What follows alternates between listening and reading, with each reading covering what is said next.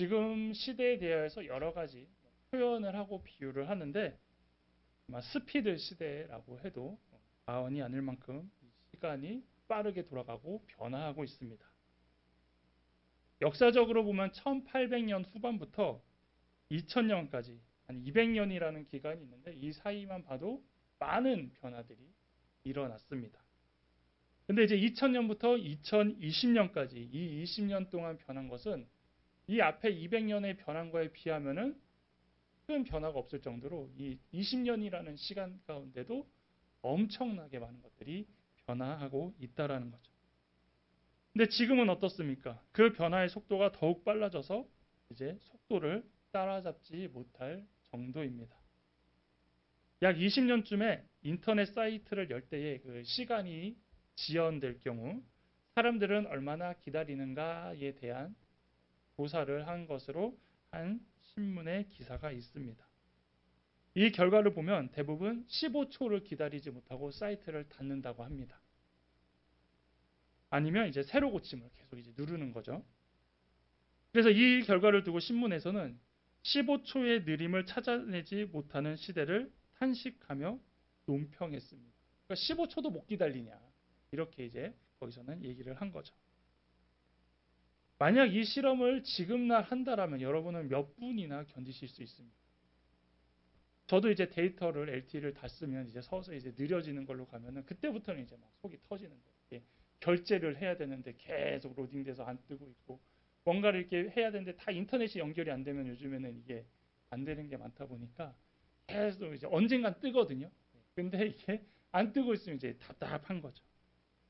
그래서 지금은 아마 5초만 기다려도 오래 기다렸다라고 생각할 거고 이게 안 되면 이제 핸드폰 바꿀 때가 됐구나 이제 이렇게 지금은 결정할 거라고 생각이 됩니다. 이렇게 이제 빠른 것들이 생활화되다 보니 어떤 시각이 이제 변화가 됐냐면 이 느림에 대하여서 답답함을 이제 느낀다라는 것이죠. 근데 이제 답답한 것까지는 좋습니다. 그런데 이게 조금 왜곡이 되면 불성실한 것으로 이제 인식되기 시작했다는 겁니다. 그래서 빠름에 익숙해지지 못하면 경쟁력에서 떨어지고 사회에서 도태된다고 느끼는 시대가 되었습니다. 그래서 이 느림이 빠름이라는 것과 비교하기 시작하면서 긍정적인 부분보다는 부정적인 모습으로 많이 나타나게 됩니다. 하지만 느림은 잘못된 것도 아니고 실패한 것도 아니라는 거죠. 느린 것도 가치가 있는데 특히 이 신앙생활 할 때에 느린 것은 상당히 중요한 부분이 있다라는 겁니다. 그래서 오늘은 느리게 응답하시는 이 하나님의 섭리와 신앙에서의 느림이 아름다운 이유를 하려고 합니다. 오늘 본문은 갈멜산에서 바알과 아세라 선지자 850명과 대결한 선지자 엘리야는 능력의 종으로 사람들에게도 인정받고 참 신으로 이제 사람들이 하나님을 따르기 시작한 상황입니다. 물로 흠뻑 젖은 장작 그리고 그 누구도 불태울 수 없었던 그 장작에 기도 한 번으로 순식간에 불이 내려와 모든 것들을 불살르는 것을 보여주었습니다. 이것으로 인하여 이제 머뭇머뭇하던 이스라엘 사람들도 하나님을 믿기 시작하고 하나님을 따르기 시작하고 그것을 선포한 엘리야의 말을 따르기 시작해서 그때 같이 제사를 했던 바알과 아세라 선지자 850명을 잡아 죽이는 것까지 동참을 했습니다. 그런데 이 상황이 언제라고 이야기를 했냐면 3년 6개월의 가뭄이 지속되는 가운데 있었던 시험이라고 이야기했습니다. 자, 그래서 이 시험 이후에 바로 엘리야는 이제 아합에게 가서 이제 비도 올 거다라고 이야기를 했습니다. 근데 이제 이 비가 평범하지 않았던 것은 말 그대로 3년 6개월간 한 번도 오지 않던 비라는 것이죠. 그리고 이 선포에 대하여 그리고 아합 왕에게 가서 했던 이 말에 대하여 엘리야는 자신이 있었습니다. 왜냐하면 하나님이 함께 계시다라는 것을 불을 통해서 이미 증거하였고 그리고 하나님께서 비를 내려주신다라는 약속을 받았기 때문에 자신 있게 이제 아합 왕에게 가서 그 이야기를 했다는 것이죠. 그리고 이제 엘리야는 그렇게 선포한 이후에 기도를 합니다. 근데 여기서는 이제 기도의 자세가 조금 다릅니다. 어떻게 기도를 하냐면 저도 이 자세를 해보려고 했는데 도저히 안 되더라고요. 여러분 해보십시오. 무릎을 꿇고 무릎 사이에 머리를 집어넣습니다. 저는 그렇게 하면 계속 앞구르기 돼가지고 이게 잘 안 되는데 얘 이런 자세로 했나 봤더니 이게 그 간절함인 거예요. 그만큼 간절했고 집중했고 그만큼 하나님 앞에 나아가는 모습으로 이제 했다라는 거죠. 근데 그렇게 이제 엘리야가 기도를 했습니다. 그리고 이제 사안에게 물어봅니다. 가서 어떤 현상이 일어나느냐. 근데 그 현상이라는 건 이제 구름이 보이기 시작하느냐라고 이제 이야기를 합니다. 자, 이제 사환을 시켰어요. 사환이 이제 갔겠죠. 높은 데 가서 이제 보고 왔는데 아무것도 안 보이는 거예요. 그래서 사환이 와서 얘기합니다. 아무것도 없는데요. 구름이 안 보이는데요. 이제 이렇게 이야기했습니다. 그래서 원래 엘리야의 예상대로라면 어떠했어야 되냐면 구름이 보입니다. 그러면서 이제 그 대답을 기대했어야 되는데 구름이 안 보인다라는 거예요.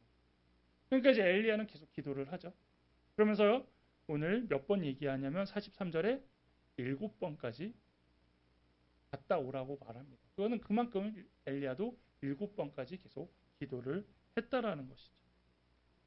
많은 사람들 앞에서는 한 번의 기도로 불을 받았는데 이 비에 대한 응답은 한 번에 된 게 아니라 무려 7번이나 지속되었다는 것을 보여주고 있습니다. 이렇게 될 때까지 엘리야는 포기하지 않았습니다. 처음 한두 번에는 의심했겠죠. 이상하다. 왜 이거는 기도했는데 안 들어주시지?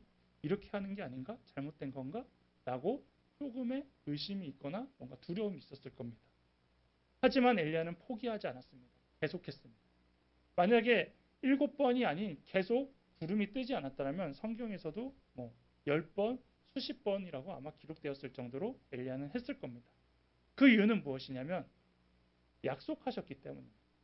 하나님께서 비를 내려주겠다는 약속이 있었기 때문에 엘리야는 횟수에 상관없이 계속 기도를 했던 것이죠.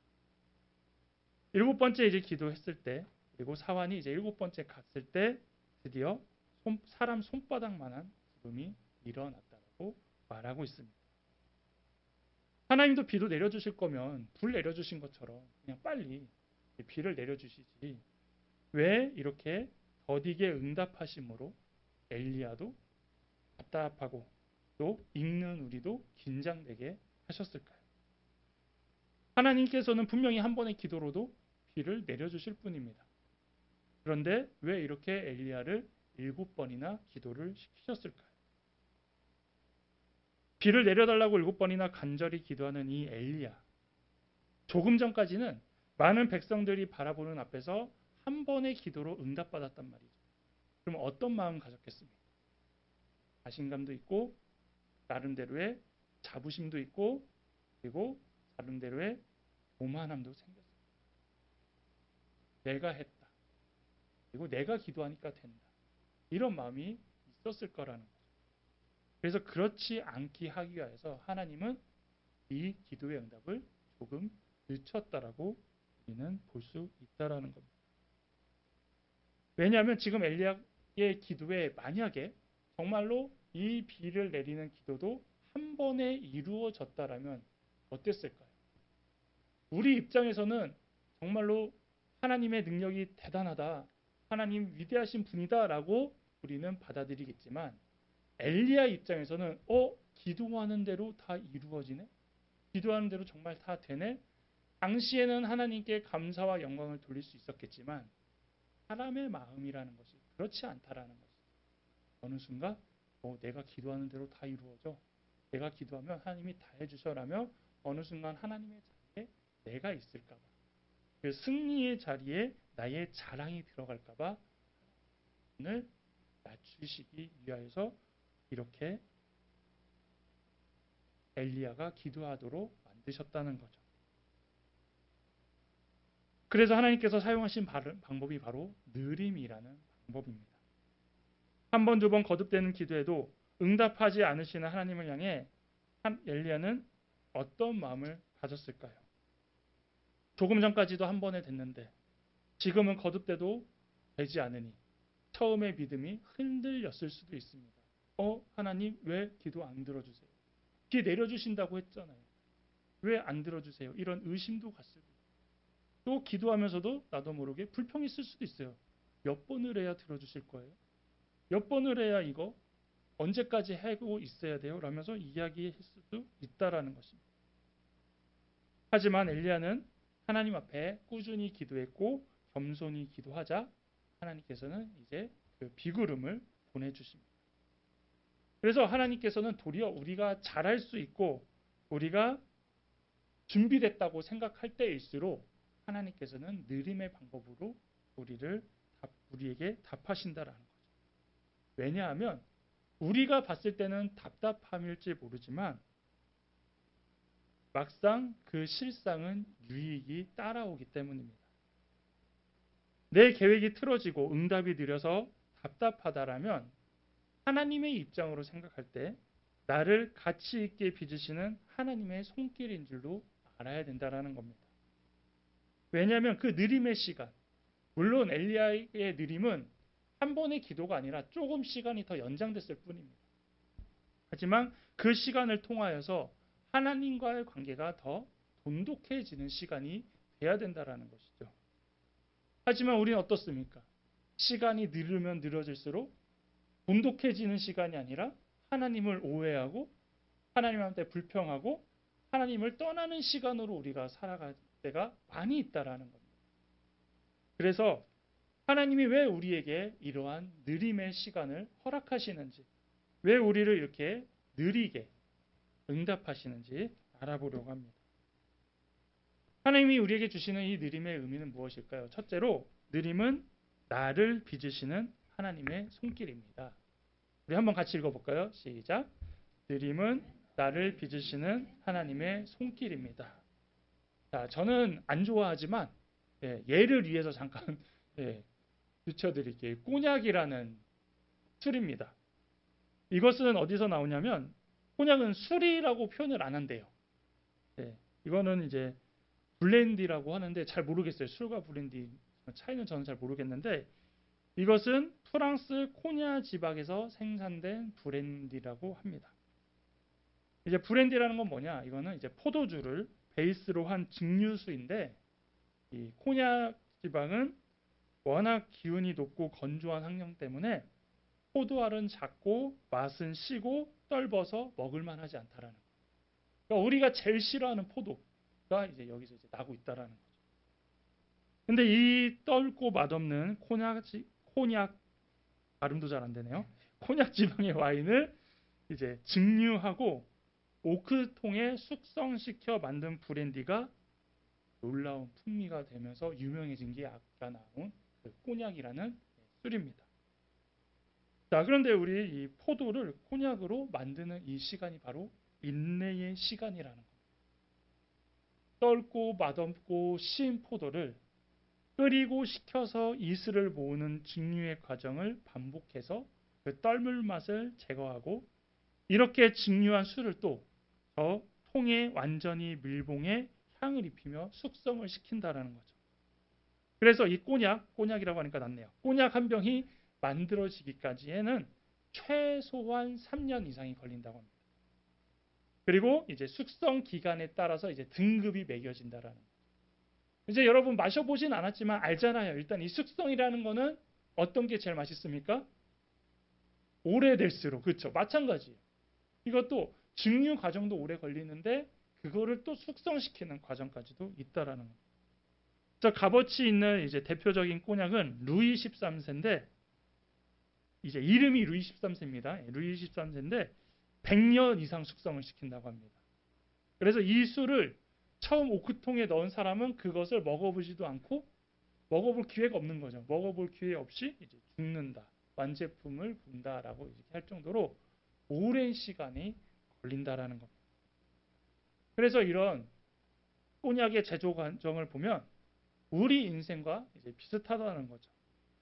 시고 떫은 포도 같은 우리를 포기하지 않으시는 하나님은 우리의 자아를 짓이겨 고집스러운 형태를 없애고 끊어내듯 그 연단을 통해서 우리의 추악한 쓴뿌리까지 뽑아내는 그런 과정.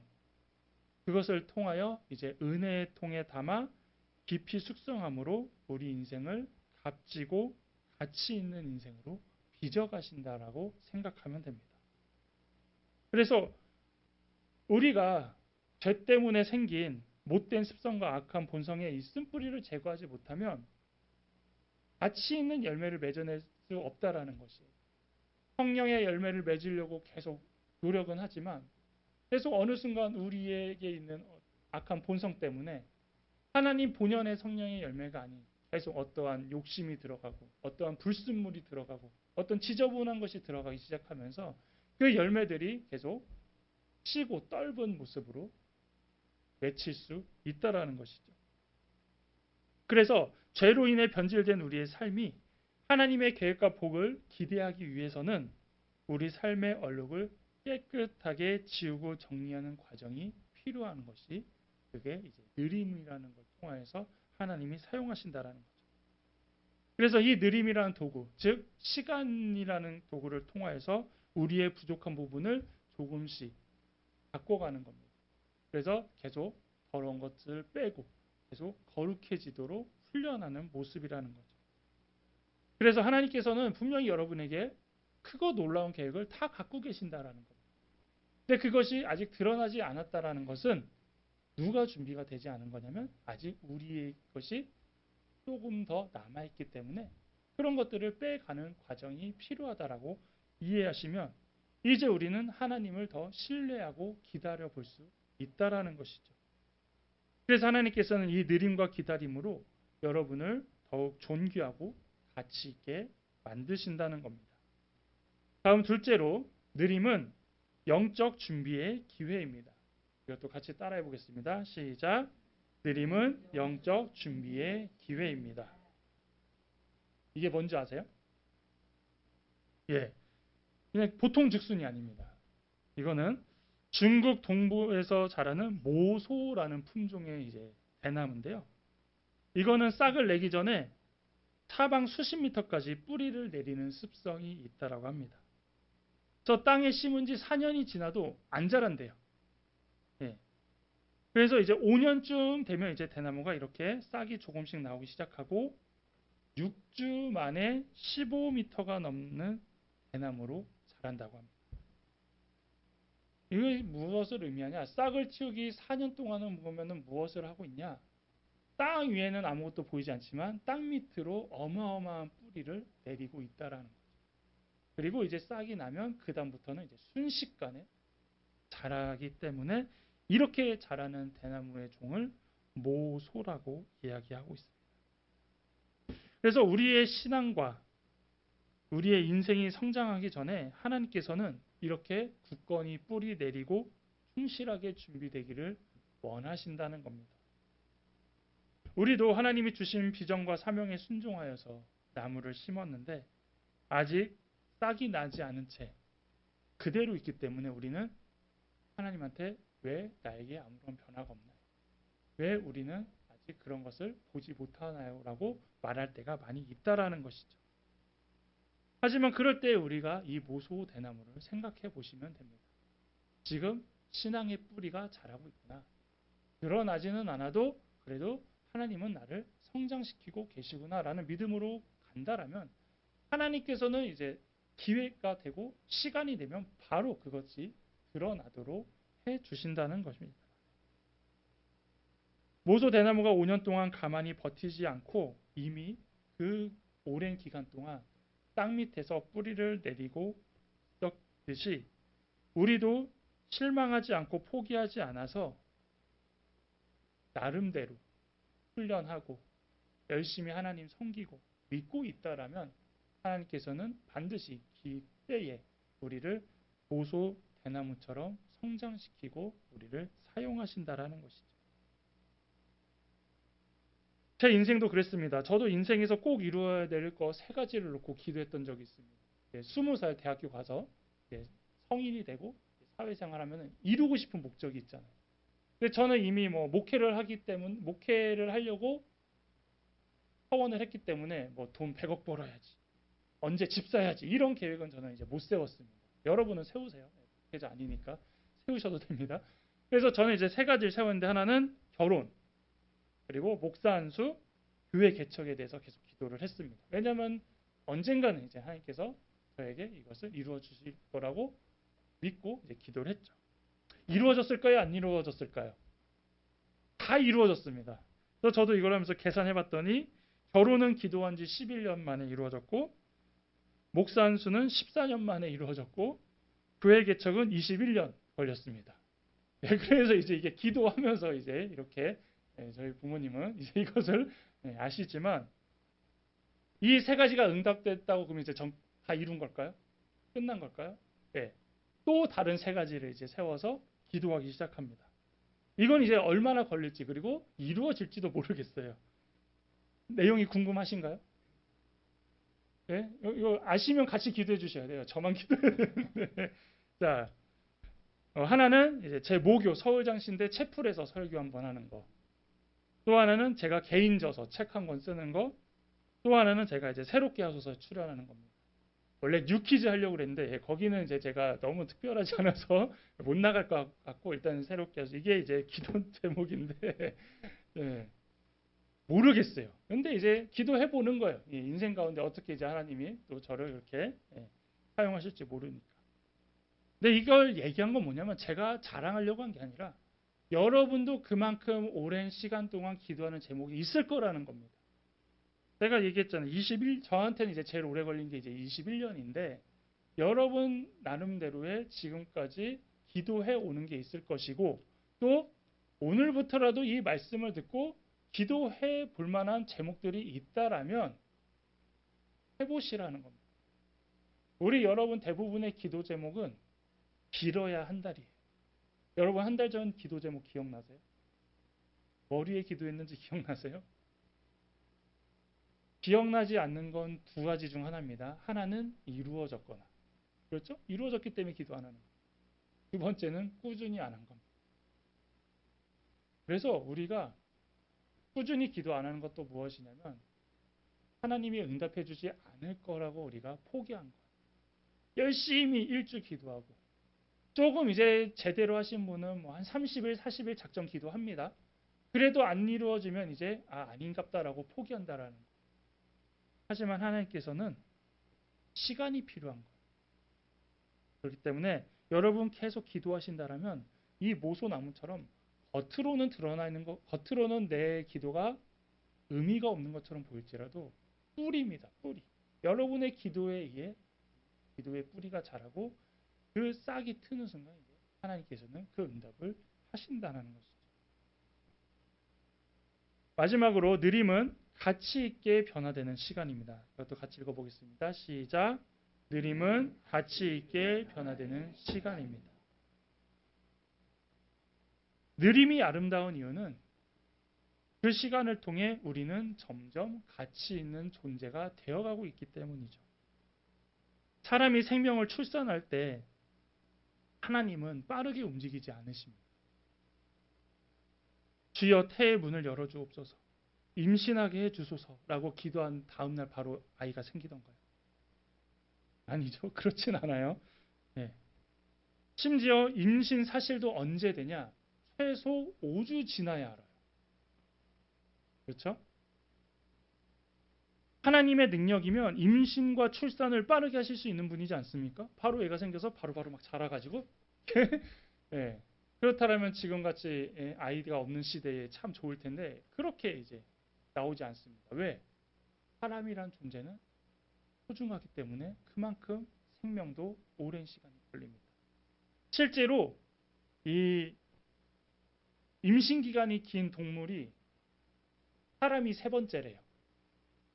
그래서 제일 오래된 게 이제 코끼리, 그 다음 이제 고래, 얘는 뭐 1년 6개월, 뭐 1년 이렇게 걸리는데, 그만큼 이제 이 친구들은 뭐 크기도 하고 하니까 이제 오래 걸리는데, 사람도 이제 세 번째, 이 세상에 존재하는 자연계 중에 제일 오래 걸리는 존재라는 거죠. 그러니까 사람이 그만큼 귀하기 때문에 하나님께서는 그렇게 오랜 시간 동안 태에 있게 하고 잘 자라게 해서 이 땅에 출산하게 하신다라는 거죠. 그래서 이 출산뿐만 아니라 세상에 가치 있는 것들은 대부분 오랜 시간이 걸린다라는 겁니다. 우리가 어떤 것을 만들 때도 수제가 오래 걸리죠. 그렇죠? 그리고 수공예품이 오래 걸리는 이유가 무엇입니까? 시간이 오래 걸리고 그만큼 신경을 많이 쓰기 때문입니다. 그래서 성경의 인물들도 하나님께서 쓰임 받는데 오랜 시간이 걸렸습니다. 성경 퀴즈를 잠깐 내볼까요? 아브라함은 하나님의 부르심을 받을 때 몇 년이 걸렸나요? 75세 때. 예, 75세 때까지 기다린 겁니다. 모세는요? 예, 40 그리고 80 이렇게. 예, 그러니까 크게 두 번을 썼기 때문에. 자, 최고봉이 있습니다. 최고봉. 노아는 몇 년 걸렸을까요? 노아는 600살 때 부름을 받아서 방주를 지었습니다. 그만큼 하나님은 이 느림의 시간을 통하여서 우리를 단련하고 준비시키신다라는 것이죠. 그리고 이 느림을 잘 견뎌낸 사람과 기다림을 통해 인내를 배운 사람을 쓰시고 그 인생의 복을 주시며 큰 일을 맡기신다라는 것입니다. 그래서 느리다라는 것은 이 시간만 오래 걸린다라는 의미가 아니라 그냥 가만히 있다가 시간이 되면 하나님 쓰시겠지 이게 아니라 그 기다림의 기간 동안에 우리가 계속 기도를 동반해야 되고 하나님과의 교제가 계속 있어야 된다라는 겁니다. 그래서 이 느림으로 인해서 우리는 가치 있는 사람으로 준비되어지고 더불어 인내라는 선물을 같이 받게 됩니다. 세상은 빠르기 때문에 느린 것을 견디지 못합니다. 그래서 응답과 변화도 빠른 것을 좋아합니다. 하지만 우리의 인생과 신앙에는 반드시 느림이 필요합니다. 그동안 사람은 급한데 하나님은 안 급하다라고 생각할 때가 많이 있었습니다. 그런데 이렇게 느림으로 인도하실수록 더 답답하신 분은 하나님이십니다. 왜냐하면 하나님은 우리를 빨리 쓰고 싶으신 거예요. 왜냐하면 하나님 빨리 자신의 일을 하셔야 되잖아요. 지금 이 시대에 하나님의 일을 해야 될 사람이 필요하잖아요. 하나님이 더 급하신데 문제는 무엇입니까? 준비된 사람이 없어요. 이거에 대해 대비된 사람이 없다라는 거예요. 그래서 하나님은 기다리고 계신 겁니다. 준비될 때까지. 제 아들이 가끔 용돈을 달라고 합니다. 사랑하는 마음으로 통 크게 5만 원 주고 싶은데 안 줍니다. 왜 그럴까요? 다 아시죠? 어디다 쓸지 알기 때문입니다. 그러니까 이 말은 무슨 얘기입니까? 5만 원을 쓸 줄 모른다라는 거예요.